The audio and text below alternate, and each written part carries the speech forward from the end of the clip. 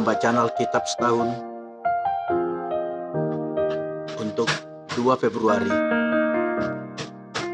Perjanjian Baru. Matius 16 ayat 21 hingga Matius 17 ayat 13. Pemberitahuan pertama tentang penderitaan Yesus dan syarat-syarat mengikut Dia. Sejak waktu itu Yesus mulai menyatakan kepada murid-muridnya bahwa Ia harus pergi ke Yerusalem dan menanggung banyak penderitaan dari pihak tua-tua, imam-imam kepala dan ahli-ahli Taurat, lalu dibunuh dan dibangkitkan pada hari ketiga. Tetapi Petrus menarik Yesus ke samping dan menegur dia, katanya, "Tuhan, kiranya Allah menjauhkan hal itu. Hal itu sekali-kali tak akan menimpa engkau." Maka Yesus berpaling dan berkata kepada Petrus, "Hanyalah iblis, engkau suatu batu sandungan bagiku, sebab engkau bukan memikirkan apa yang dipikirkan Allah, melainkan apa yang dipikirkan manusia." Lalu Yesus berkata kepada murid-muridnya, "Setiap orang yang mau mengikut aku, ia harus menyangkal dirinya, memikul salibnya dan mengikut aku. Karena barang siapa mau menyelamatkan nyawanya, ia akan kehilangan nyawanya. Tetapi barang siapa kehilangan nyawanya karena aku, ia akan memperolehnya. Apa gunanya seorang memperoleh seluruh dunia tetapi kehilangan nyawanya? Dan apakah yang dapat diberikannya sebagai ganti nyawanya? Sebab anak manusia akan datang dalam kemuliaan Bapanya diiringi malaikat-malaikatnya. Pada waktu itu ia akan membalas setiap orang menurut perbuatannya. Aku berkata kepadamu, sesungguhnya di antara orang yang hadir di sini, ada yang tidak akan mati sebelum mereka melihat Anak Manusia datang sebagai Raja dalam kerajaannya." Yesus dimuliakan di atas gunung. 6 hari kemudian Yesus membawa Petrus, Yakobus, dan Yohanes saudaranya, dan bersama-sama dengan mereka ia naik ke sebuah gunung yang tinggi. Di situ mereka sendiri saja. Lalu Yesus berubah rupa di depan mata mereka.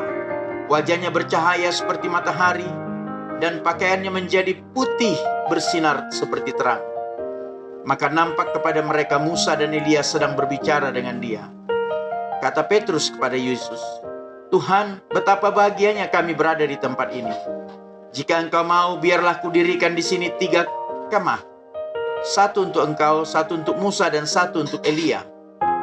Dan tiba-tiba sedang ia berkata-kata, turunlah awan yang terang menaungi mereka. Dari dalam awan itu terdengar suara yang berkata, "Inilah anak yang kukasihi, kepadanya lah aku berkenan. Dengarkanlah dia." Mendengar itu tersungkurlah murid-muridnya dan mereka sangat ketakutan. Lalu Yesus datang kepada mereka dan menyentuh mereka sambil berkata, "Berdirilah, jangan takut." Dan ketika mereka mengangkat kepala, mereka tidak melihat seorang pun kecuali Yesus seorang diri. Pada waktu mereka turun dari gunung itu, Yesus berpesan kepada mereka, "Jangan kamu ceritakan penglihatan itu kepada siapapun sebelum Anak Manusia dibangkitkan dari antara orang mati." Lalu murid-muridnya bertanya kepadanya, "Kalau demikian, mengapa ahli-ahli Taurat berkata bahwa Elia harus datang dahulu?" Jawab Yesus, "Memang Elia akan datang dan memulihkan segala sesuatu. Dan aku berkata kepadamu, Elia sudah datang, tetapi orang tidak mengenal dia dan memperlakukannya menurut kehendak mereka. Demikian juga Anak Manusia akan menderita oleh mereka." Pada waktu itu mengertilah murid-murid Yesus bahwa ia berbicara tentang Yohanes Pembaptis. Bible Insight untuk pembacaan Alkitab hari ini. Dengarkan Tuhan melalui perkataan Yesus. Perkataan Yesus adalah perkataan Tuhan. Tuhan berkata, dengarkan dia. Ketika Anda membaca perkataan Yesus dan meletakkannya ke dalam hati, Anda sedang mendengarkan Allah. Yesus memperingatkan murid-muridnya untuk mengharapkan serangan. Kita tidak akan pernah terhindar dari kritik. 2 kali dalam perikop ini Yesus berbicara kepada murid-muridnya tentang penderitaan yang akan ia alami, menjelaskan kepada mereka tentang salib dan kebangkitan. Namun, daripada memilih untuk mendengarkan Yesus, Petrus memilih berdebat dengannya. Teguran Yesus kepada Petrus sangat keras. Dalam setiap keputusan kunci yang kita ambil, kita harus bertanya pada diri sendiri, apakah kita memikirkan Tuhan atau memikirkan manusia? Apa yang dikatakan Yesus kepada Petrus adalah inti pada misinya. Dan itu memiliki implikasi besar bagi semua pengikutnya. Karena kami tidak mencari kehidupan yang nyaman dan aman. Yesus berkata kepada murid-muridnya, setiap orang yang mau mengikut aku, ia harus menyangkal dirinya, memikul salibnya dan mengikut aku. Karena barang siapa mau menyelamatkan nyawanya, ia akan kehilangan nyawanya. Tetapi barang siapa kehilangan nyawanya karena aku, ia akan memperolehnya. Apa gunanya seorang memperoleh seluruh dunia tapi kehilangan nyawanya? Dan apakah yang dapat diberikan sebagai ganti nyawanya? Mengikut Yesus berarti menyangkal diri, memikul salib dan mengikutinya.